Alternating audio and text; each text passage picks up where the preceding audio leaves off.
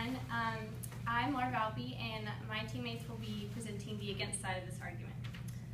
So the government should not use expansionary monetary and fiscal policy to combat recessions because the economy will profit greater in the long run. So as we know, expansionary monetary policy is when the Federal Reserve adds money to the system and lowers interest rates in the hope to boost economic activity. With the use of expansionary monetary policy, we will experience a rise in inflation.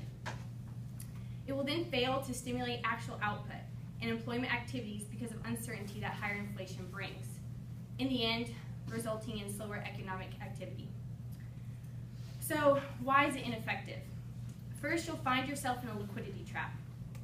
Once the Fed continues to increase the money supply past a certain point, there's going to be no stimulatory effect in interest rates.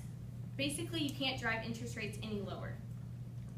Second is inelastic investment demand.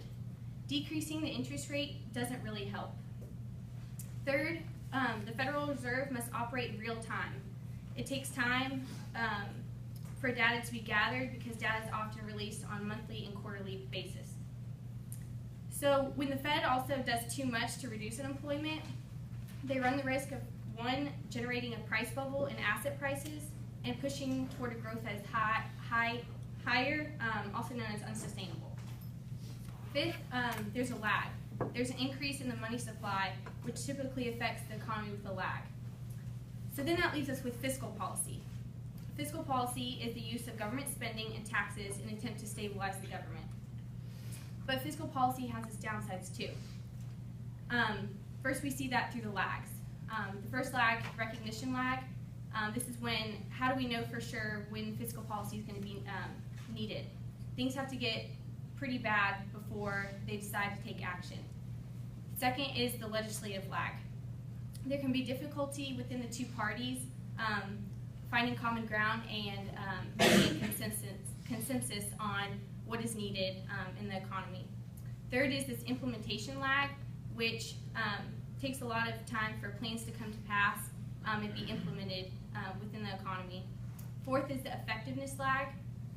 How long will it take to actually affect the economy? When are we going to see results and when are we going to reap benefits?